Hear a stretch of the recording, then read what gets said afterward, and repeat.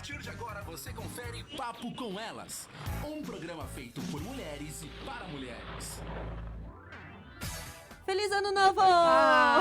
Começou agosto e seus 84 dias. Pois é, gente, se prepara. Vocês acharam que julho tava cumprido? Eles não viram nada. Agosto chegou. Olha, pois eu quero parabenizar minha avó hoje, que tá fazendo 90 parabéns. anos. Dona Leia Feitosa de Souza. Vovó Leoa. O Leão. Leão. O Leão. Vovó Leão. É o Leão, que a Leia é o Leão. 90 aninhos. Eu conheço muita gente que faz aniversário hoje. O Edu Passaia, lá de Natal, a Ju Beterchini, minha amiga fotógrafa, um monte de gente, parabéns. Tem também Dona Eraci, sogra do meu irmão, então muito bem, nossa, quanta gente. Muito bem, muito bem. Acho que as mães também esperando nascer, né? Fala, gente, vai nascer em 85 de julho? Não, nasceu em 1º de agosto, muito bem. Bom, nós já estamos ao vivo pelo facebook.com/Papo com Elas Oficial. Hoje é quinta-feira, 1º de agosto. Agosto, 1h04.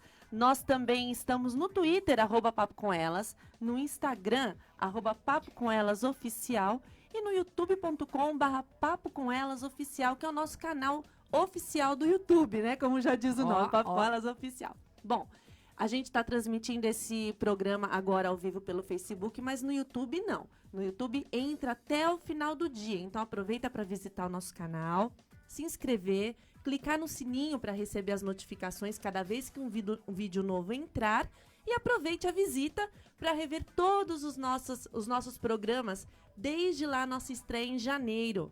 Ok? Tem muita coisa pra rir, pra chorar, pra passar raiva. Melhor que catálogo de Netflix. Isso mesmo, melhor de tudo, graça sem ainda. ter que pagar a assinatura.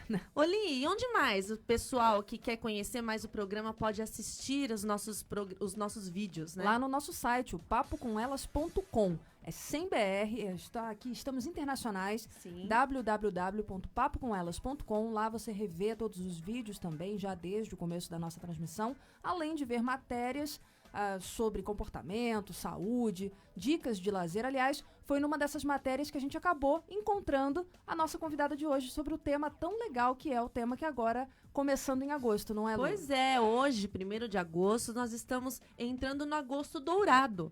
A gente sabe aí que todo mês tem uma cor para celebrar, Isso. né? Tem meses que tem várias cores. Tem até outra cor, Tem até né? outras O cores agosto também é agosto laranja, Isso. que é o mês de conscientização da esclerose múltipla. Doença do qual eu sou portadora e divulgo também bastante essa enfermidade. Hoje mesmo tem um artigo bacana lá no nosso site sobre esclerose múltipla, Legal. quem quiser saber mais. Bom, mas aqui a gente vai falar do Agosto Dourado, que é o mês em que ações que incentivam o aleitamento materno são o foco. De acordo com a Sociedade Brasileira de Pediatria, o tema da Semana Mundial de Aleitamento Materno 2019, né? 2019 é amamentação, a base da vida, chamando a atenção para a importância vital da amamentação na construção de uma saúde com base sólida. Isso mesmo. E para falar mais sobre o assunto, tirar dúvidas, porque a gente sabe que a amamentação é um assunto muito importante, precisa ser debatido sempre. Para as mães de primeira viagem, para as de segunda, para as de terceira, porque cada filho é um filho, né? Exatamente. Então a gente chamou aqui no nosso estúdio, no estúdio da Rádio Show, a Melissa Campos, que é doula, consultora de amamentação, fonoaudióloga e idealizadora do Gaia. Tudo bem, Melissa? Olá, tudo bem? Muito obrigada pelo convite. Estou super feliz de estar aqui com vocês hoje discutindo um tema tão importante quanto a amamentação. Exatamente. Nós que agradecemos e, aliás, eu quero mandar um beijo para Nathalie, minha mestre de reiki, que deu a indicação, deu a dica aí para a gente chamar a Melissa. Muito bem, Melissa, para começar esse assunto, eu queria que você explicasse o que é o Gaia e de onde surgiu a ideia de criá-lo. O Gaia, ele é um projeto voltado para as famílias, né, e principalmente para as mulheres. E aí a gente tem um serviço de acolhimento, escuta, suporte clínico e informativo em questões relacionadas à perinatalidade de uma forma geral, né? Então a gente aborda temas de parto, né?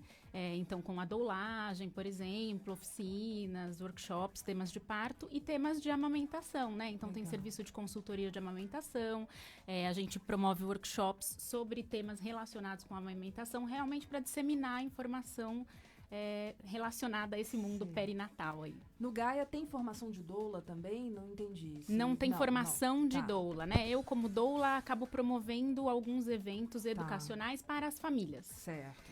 E aí a gente leva isso, né, em algumas oficinas ou no serviço de doulagem propriamente Certo. dito, né? Um dos papéis da doula, por exemplo, é levar informação para as famílias. Certo. E nas consultorias de amamentação também, né? Porque muita gente acha que a amamentação é instintiva. E nem aí, sempre é. exato, não é instintivo, né? Instintivo talvez para a vaquinha, mas para os seres humanos não. Para seres humanos, não. Muito bem, a gente vai falar sobre esse e outros assuntos relacionados à amamentação. Já chegou pergunta aqui no nosso Facebook, então mande mais perguntas que daqui a pouquinho a gente volta para começar o nosso bate-papo. Não saia daí.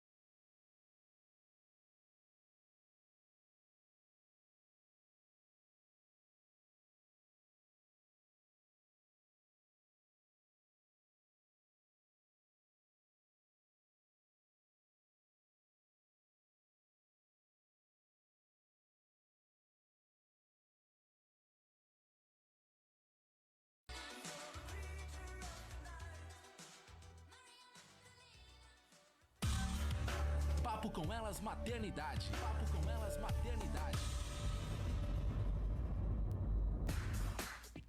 Muito bem, estamos de volta hoje recebendo Melissa Campos, que é doula, consultora de amamentação, fonoaudióloga e idealizadora do Gaia, para falar sobre o Agosto Dourado, né? E essa Semana Mundial do Aleitamento Materno.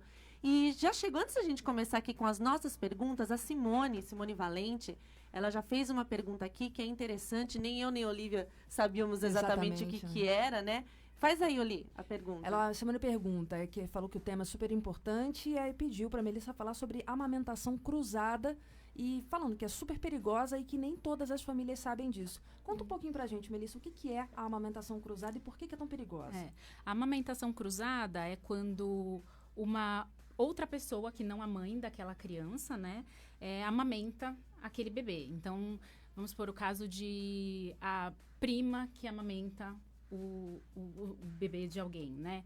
E aí existe a amamentação cruzada, hoje ela é proibida no Brasil, né? E ela é super perigosa e contraindicada, na verdade, por conta da disseminação de doenças, né? Então, no Brasil existe essa política de né, não permitir para que doenças não sejam disseminadas. A gente sempre fala sobre as questões de amamentação cruzada, mas isso envolve também algumas questões culturais, sim, econômicas, né? Tem aí uma série de questões que a gente poderia discutir aí para falar por que apesar de ser contraindicada e proibida, essa prática continua acontecendo no Brasil, né? Mas é importante que as mães saibam que realmente não é legal, porque a gente tem algumas doenças e algumas coisas que podem ser transmitidas pelo leite materno. Certo. E o ideal, então, é que só quem amamente aquele bebê seja a própria mãe. Porque aquele bebê daquela mãe, ele pode ter criado anticorpos para aquela doença, seria isso? E aí a mãe, mesmo tendo algum problema, ele mamando daquela fonte, não teria doença se um outro bebê mamasse?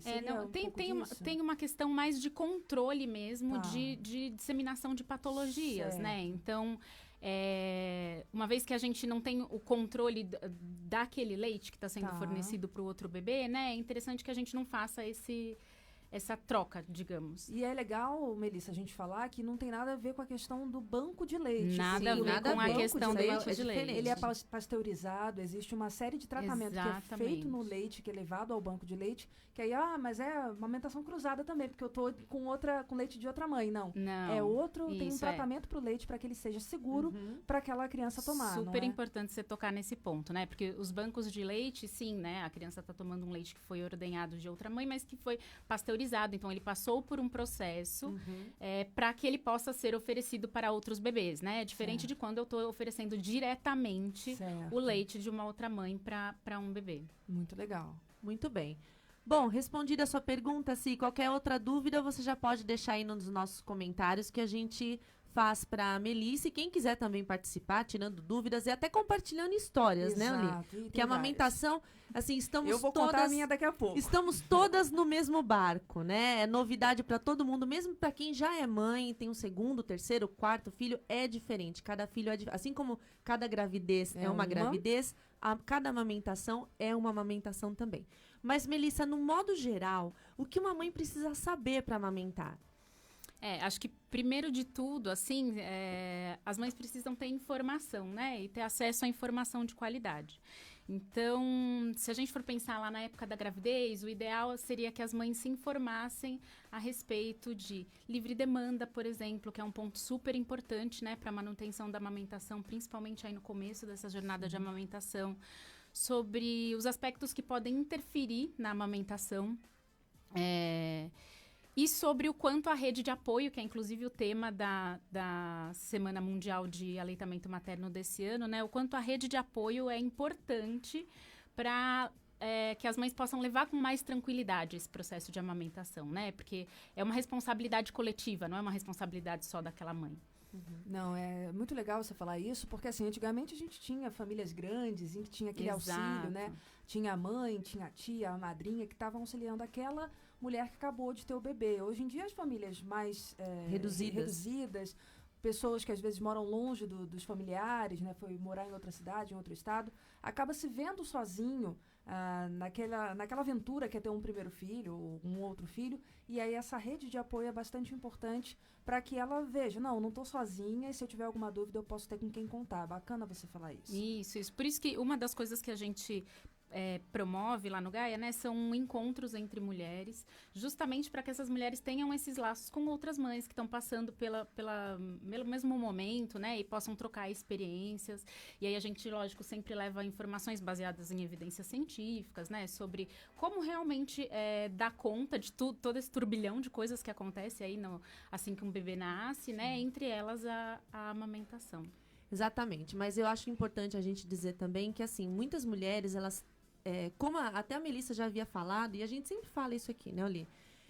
Não é igual para toda mulher. Então, tem mulher que tem um pouco mais de dificuldade, se sente insegura em amamentar, mesmo porque é uma pressão muito grande em cima da mulher quando ela ainda está gestante. Ai, vai amamentar, tem que amamentar, tem que fazer, tem o parto, isso, a aquilo. amamentação, Exatamente. se vai dar alguma então, coisa pra comer, se não vai. É só dedo apontando, né? Exatamente. E a gente sabe que tem mulheres que optam por não amamentar. Isso é uma questão de cada uma e a gente tem que respeitar, embora não concordemos, vamos dizer assim. Mas temos que respeitar. Porém, em muitos casos, o que falta é informação mesmo. Com um pouco mais de informação e tirando aquela pressão de cima, desmistificando a informação que de repente você procura. Desromantizando.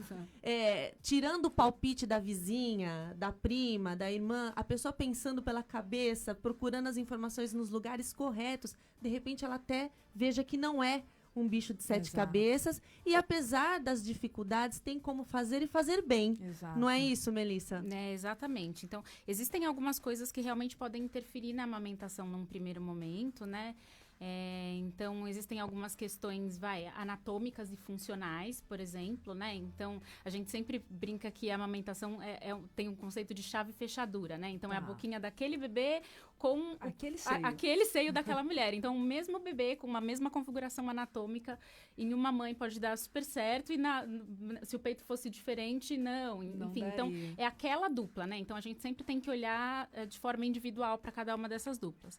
E essas questões, elas precisam muitas vezes ser avaliadas por um profissional qualificado, né? Então, nem sempre as famílias têm acesso a esses profissionais assim que saem das maternidades ou que têm os seus filhos, né?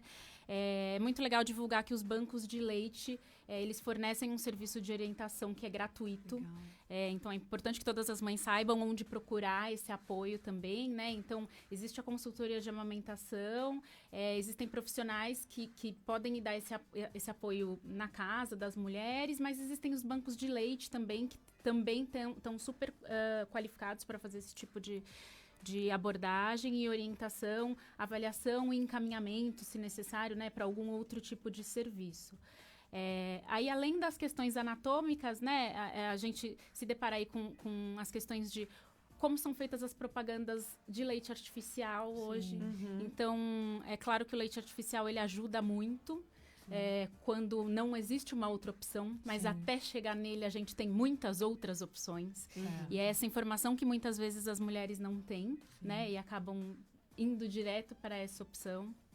Então... Bate um desespero, às vezes. Exato, né, exato. Porque tá vendo a criança com fome, não consegue, não tem leite, e não sabe como fazer, de repente, para aumentar essa produção, segurar o neném direitinho, para que ele tenha a pega correta. Porque é aquela coisa, né? O leite, ele vai aumentar conforme o neném conseguir mamar. Conforme a demanda, Então, a produção de leite, ela é proporcional à demanda. Então, quanto mais o bebê mama, mais aquela mulher produz.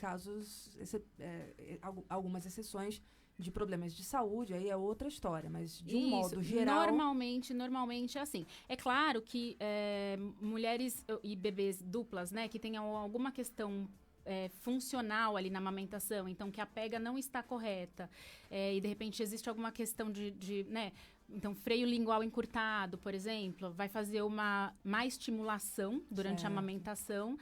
E aí, se isso não for adequado, digamos, a gente pode ter uma queda de produção. Então, por isso que é tão importante o acompanhamento próximo e uma avaliação de profissionais que sejam qualificados para isso, né?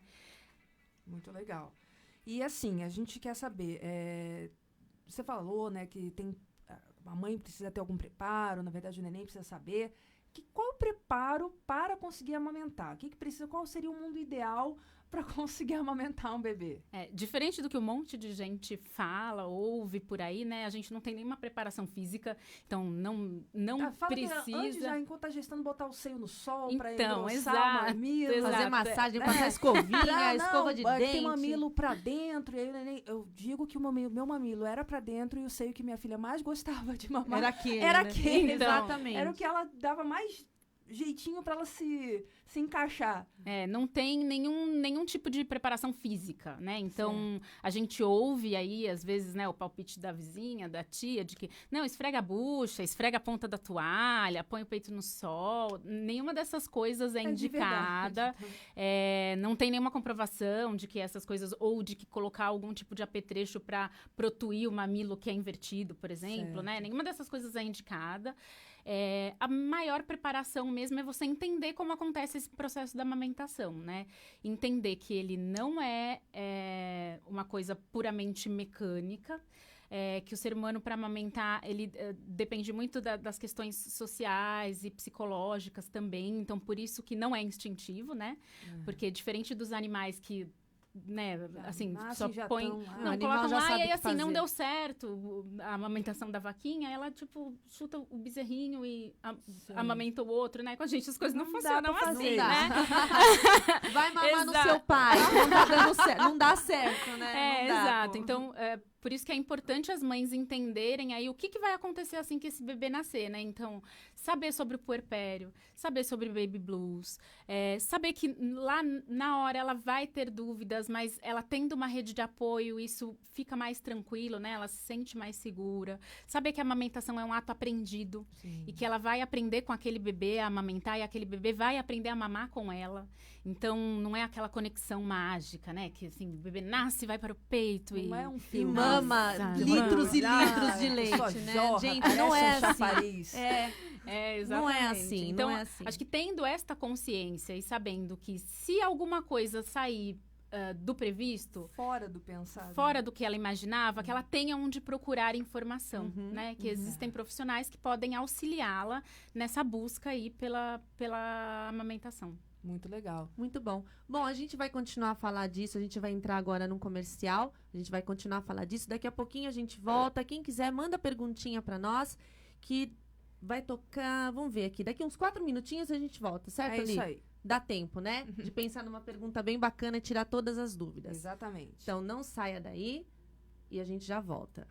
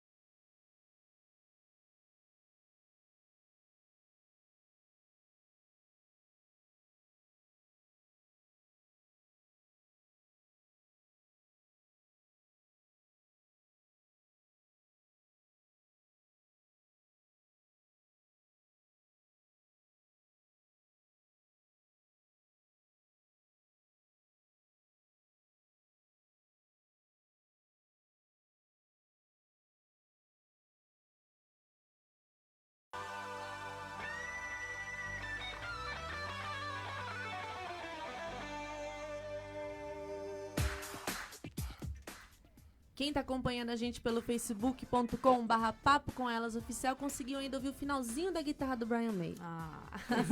Pra dar aquela inspiração.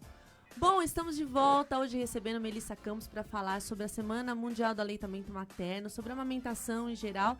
E a gente estava aqui batendo papo, eu e a Olivia, contando as nossas experiências com a amamentação. E a gente vê como é diferente de uma mulher para outra, né? Entre um filho para o outro. Um é de um jeito, um conseguiu mamar, o outro não conseguiu.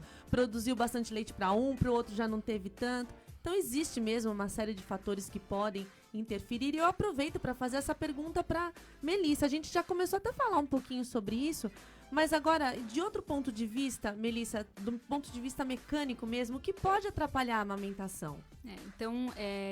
Existem algumas questões que estão relacionadas à pega mesmo do bebê, né? Na grande maioria das vezes, as questões de amamentação, então do bebê não tá ganhando peso, etc., estão relacionadas realmente com a estimulação débil, que a gente chama, né? Porque a pega do bebê não tá adequada.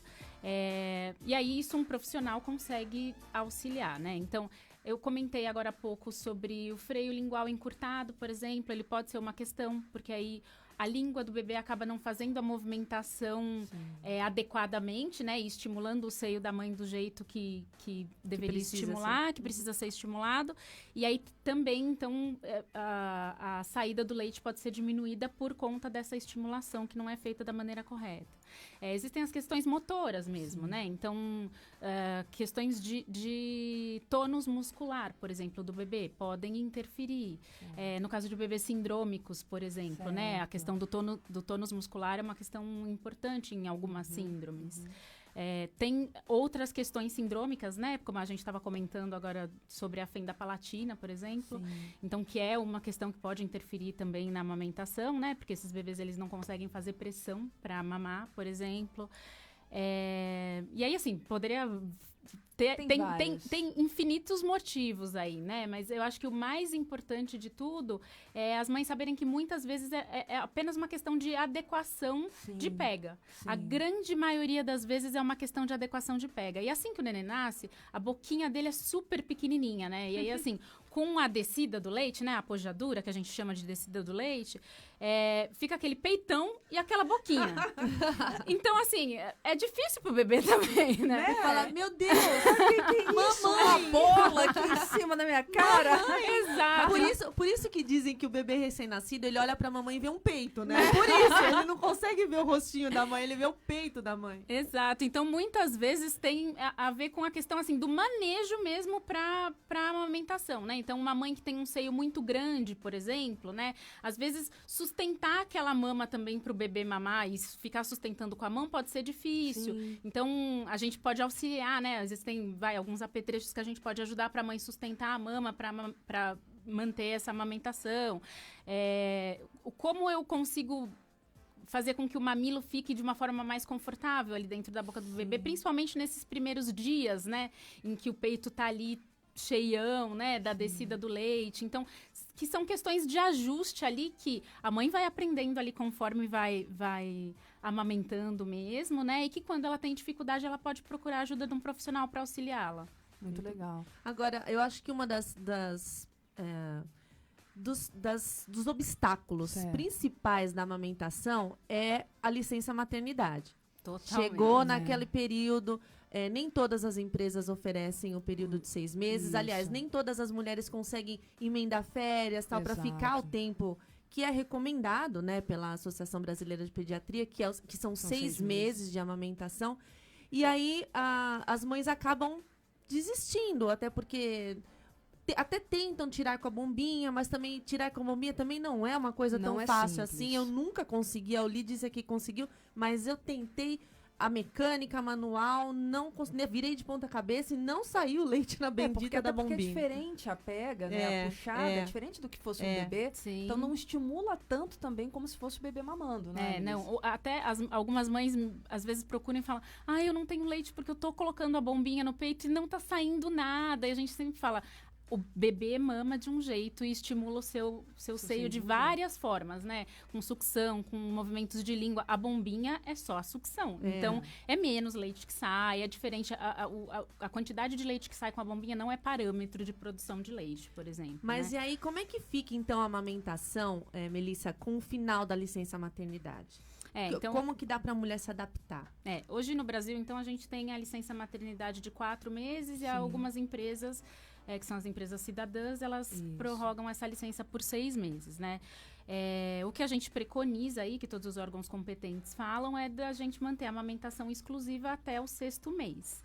E aí, para a gente manter a amamentação exclusiva até o 6º mês em um país onde a licença maternidade não é 6 meses para todo mundo, já é uma questão complicada, né?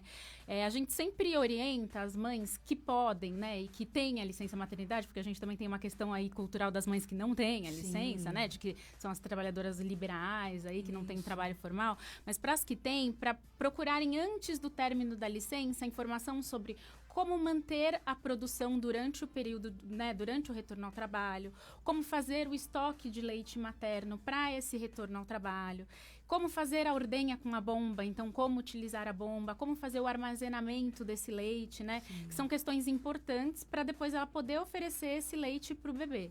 E até a forma de oferta também, né, como ofertar esse leite de uma forma que o bebê depois não recuse o peito, porque a gente tem as questões de interferência. Confunde os bicos. Exato, as questões de interferência de amamentação por conta do uso de bicos artificiais, né? Então, a gente sabe que uma das principais causas de desmame precoce, né? E quando a gente fala em desmame precoce, a gente está falando dos bebês que desmamam antes de 1 ano.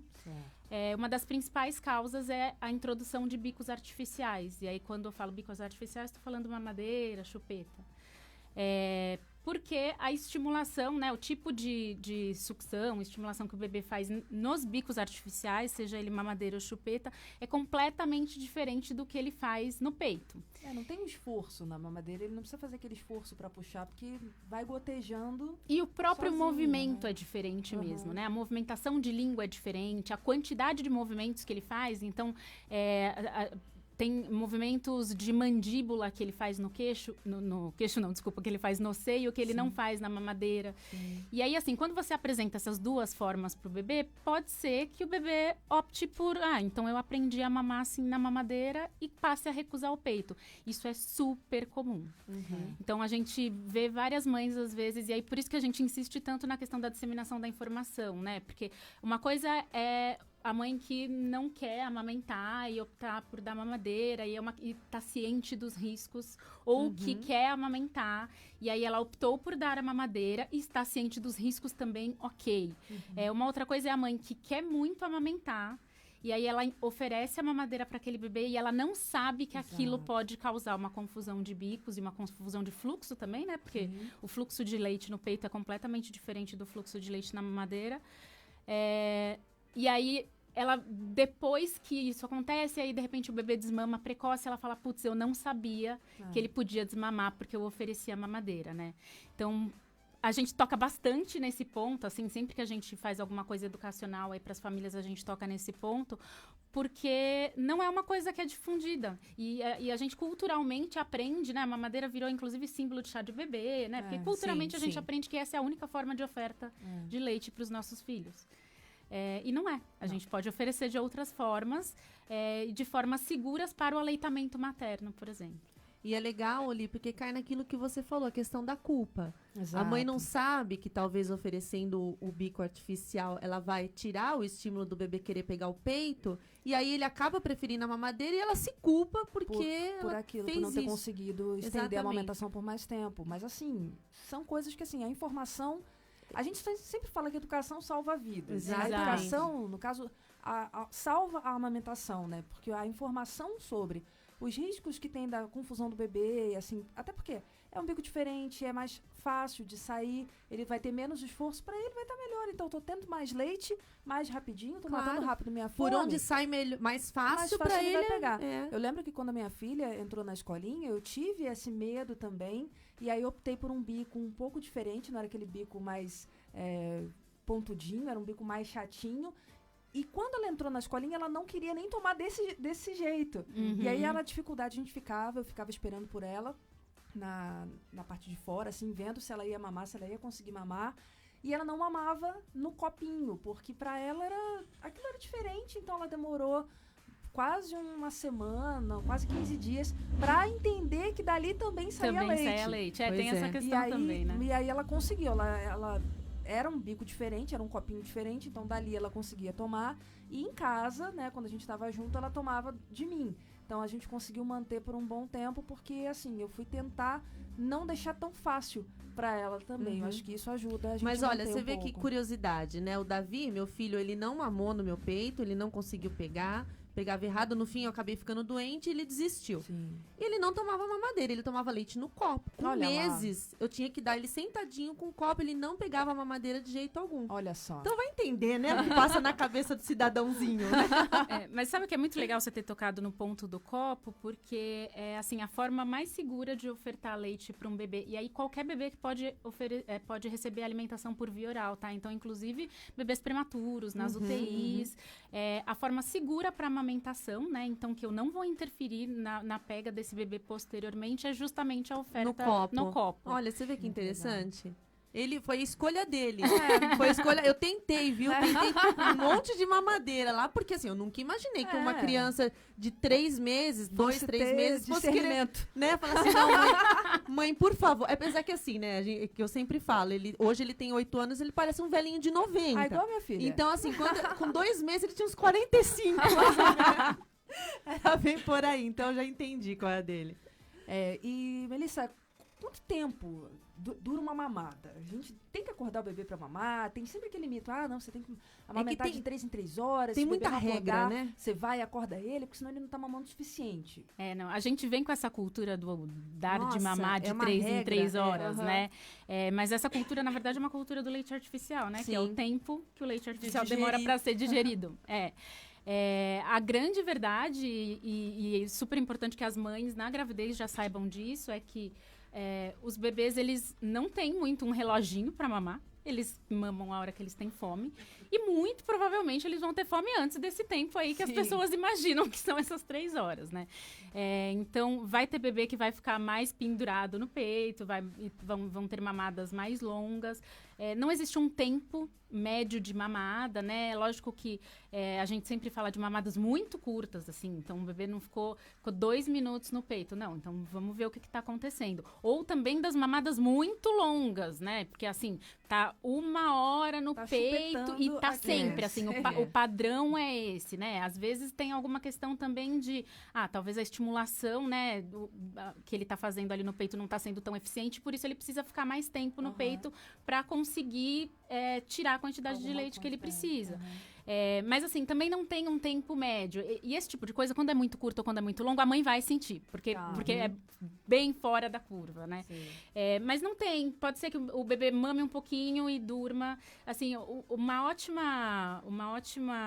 parâmetro, né? É que assim, os bebês que dormem tranquilos, eles são bebês que normalmente estão mamando bem, né? Porque os bebês que não estão mamando bem, eles normalmente não dormem, eles acordam a todo momento, eles choram, eles reclamam, né? Então a mãe vai saber quando tá alguma coisa dando errado ali. E no começo, assim, nos primeiros dias, vai ser mais caótico mesmo, porque o bebê tá aprendendo a mamar, né? E a mãe está aprendendo a amamentar também.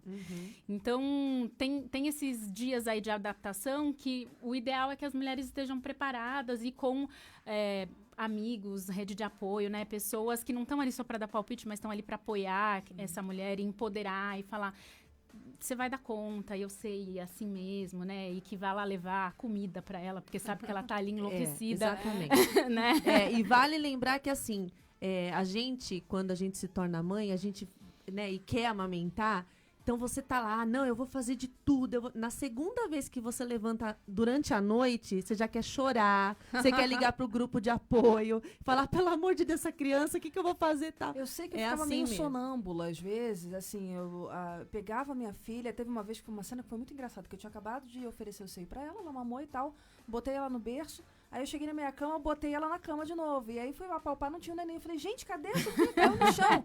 Não, já tinha deixado ela no berço, só que eu achava que ela ainda tava mamando. E eu me lembro E aí uma eu vez... coloquei ela, um bebê imaginário na cama, na verdade. E eu me lembro uma vez que eu tinha aquela poltrona pra amamentar Sim. no quarto do Rafael, meu filho mais velho, eu tava sentada na poltrona, dando mamar pra ele, né, durante a noite, e eu dormi. Dormi, assim, sonhar.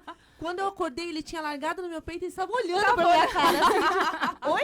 Isso é muito engraçado. Eu comecei a rir. A hora que eu acordei, eu falei, filho, desculpa, pode voltar, porque agora eu acordei. Mas é isso, gente. Todo mundo passa por isso. Por alguma E cena nessa hora, né, bizarra. quando você levanta a segunda vez na mesma noite, aí você já quer ligar pra doula, você quer ligar pro médico, fala assim, olha, eu quero devolver esse bebê que ele não está funcionando. Mas é assim mesmo, viu? Não, Vai lá, e a Liz. gente sabe. E aí você falou, né, do bebê que mamou o suficiente, é aquele bebê que tá com sono tranquilo. Até porque a gente precisa falar, Melissa, que tem dentro da amamentação tem aquele primeiro leite que é mais para matar a sede do neném, né? Depois vem o que vai matar a fome do bebê. Eu fico pensando assim, pode ser que o caso do bebê mamar demais. Eu fico pensando porque minha filha, por exemplo, eu produzia durante um tempo muito leite e ela tava lá naquele gás, né, mamando. E às vezes botava tudo pra fora. Uhum. Eu falei, eu acho que ela exagerou um pouco. E ela tava numa velocidade, saiu um monte. Pode acontecer isso também, do bebê também não entender o quanto que é o suficiente O quanto pra ele fica saciado, É. né? No começo existe uma questão também de maturidade do sistema digestivo do bebê, né? Tá. Então o sistema digestivo do bebê nos primeiros meses, principalmente, também não ainda tá aprendendo a funcionar, né? Sim. Então o refluxo que a gente fala, o bebê tem refluxo, preciso comprar alguma coisa, e as cólicas e tal, né? São reflexos desse sistema digestivo que está em uma fase de amadurecimento. Então, muitas vezes, esse regurgitar, que é super comum, Sim. e o voltar a leite e tal, é justamente assim, o sistema digestivo tem que funcionar para baixo, né? De repente, dá um tilt lá, ele funciona para cima e o leite volta. Então, às vezes, nem é que o bebê consumiu. Os bebês, eles têm um sistema autorregulatório, digamos assim, da quantidade que sacia, que seria o suficiente, né? Todo mundo nasce com essa autorregulação aí para a quantidade de alimentação. É a gente que vai perdendo ao longo dos anos, porque a gente vai se viciando aí em outras coisas, Sim. né? Mas os bebês, eles têm isso. Então, eles mamam o suficiente, a quantidade que eles precisam. Por isso que a gente insiste tanto na questão da livre demanda. Sim. Porque se você oferecer o leite, sempre que, né, o peito, sempre que o seu filho, e aí eu tô falando de amamentação, tá? Oferecer o peito sempre que a criança pedir, né? Então, colocá-la sempre no peito, até porque a amamentação não é só uma questão de alimentação, né? Tem toda uma questão ali de vínculo, aconchego e troca ali entre aquela Criar dupla segurança no mãe e neném. bebê, exato. Então, se você oferecer sempre, vai ter sempre aquela estimulação, a produção de leite, e é isso que vai garantir que o corpo continue produzindo o leite, Certo. né? E como é que faz para esvaziar as mamas? Às vezes o bebê mamou, a gente sente que ainda tem alguma coisa, ou mamou numa mama e a outra também foi estimulando. Como é que faz para esvaziar, para evitar uma mastite, evitar algum outro problema? O ideal é que a gente não tenha frequência em esvaziar, em precisar esvaziar a mama. Então, vamos supor que aquela mãe está sentindo o seio muito cheio, muito quente, que está começando a incomodar, alguma coisa assim, né? Existem algumas técnicas que a gente pode fazer para esvaziar, mas assim, que a gente chama até de ordenha de alívio, que é só um pouquinho com a mão. Então, normalmente não por bomba, porque lembra que a gente falou que a amamentação que a produção de leite é proporcional à quantidade de estímulo. Então, se eu coloco uma bomba ali para tirar, em vez de esvaziar a Eu mama, vou estar gerando mais. exato, eu vou estar fazendo o corpo entender que, precisa de produzir mais leite, né? Então, colocar algumas coisas geladas. Então, nesse momento de apojadura, por exemplo, às vezes a gente recomenda uma compressa fria, porque aí ela dá uma contraída, exato. Então, aquela sensação do peito muito cheio melhora. E aí, se realmente precisar tirar, né? Porque tá com algum lugar que tá com empedrado, leite, que tá sentindo, fazer a massagem ali e colocar o bebê para mamar naquele lugar. Né? O melhor jeito de esvaziar é colocando o bebê para mamar mesmo. O ideal é que a gente não estimule o peito para tirar o leite, porque na verdade a gente vai estar estimulando a produção e aí vira uma bola de neve. Né? Exato. Você nunca mais vai parar de ter leite e vai virar um chafariz. Exatamente. E é importante dizer que nesse caso de esvaziar por alívio, tem que ser feito, porque eu tive mastite com os meus dois filhos e eu não desejo para ninguém. é uma coisa horrorosa. Uma coisa também, Melissa, que é importante falar, por exemplo, o bebê já tá mais velho, um pouquinho, passou dos 6 meses e tal, a mãe saiu, mas ainda mama, né, mas se alimenta também de outra maneira.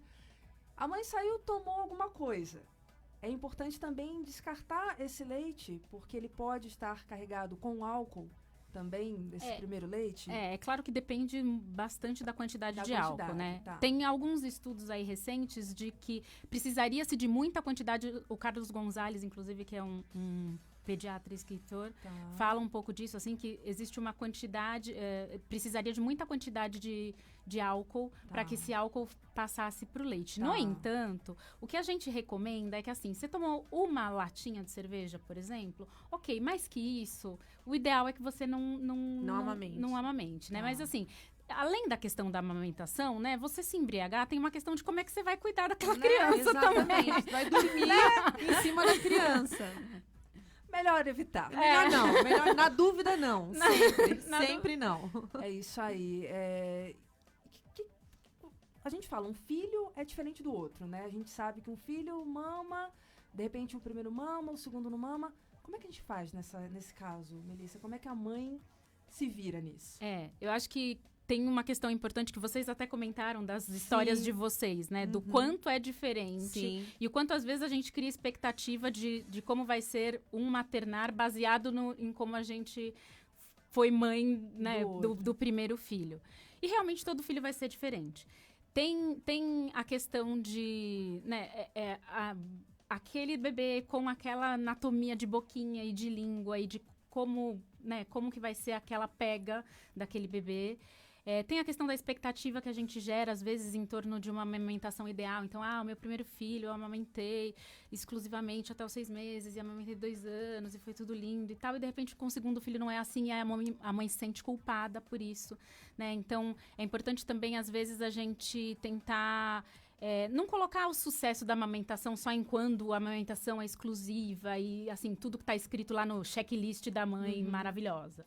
Porque não é assim. Porque muitas vezes a gente se esforça realmente para, né, procura ajuda, procura profissionais. E aí, assim, às vezes existem algumas questões que vão interferir ali, mas aquela mãe está buscando, da melhor forma, contornar todas essas coisas, né? Então, eu acho que não se cobrar tanto também, né? Buscar informação. Mas não se cobrar tanto pelo mundo da maternagem ideal e da mãe perfeita, né? Porque não existe isso, não existe. Não é Disney. e nunca será. Nem na Disney.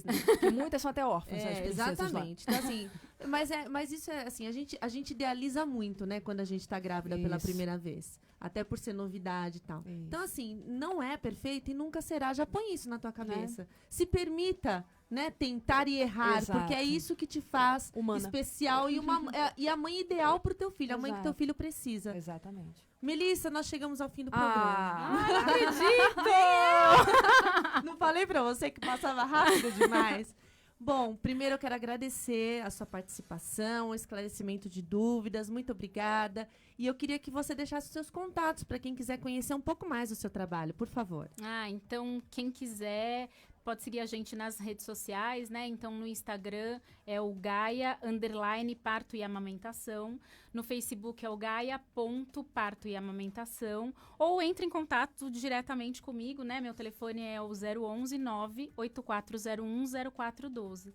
E aí, vamos juntas aí construir uma maternidade mais leve para todas as mães, né, gente? É isso aí, muito bom. Então, muito obrigado pela visita, pela participação e muito sucesso para você nesse trabalho tão bacana que você faz, orientando aí a mulherada que está se tornando mãe e está totalmente perdido, que é normal e vai continuar sendo perdida cada vez que tiver um bebê.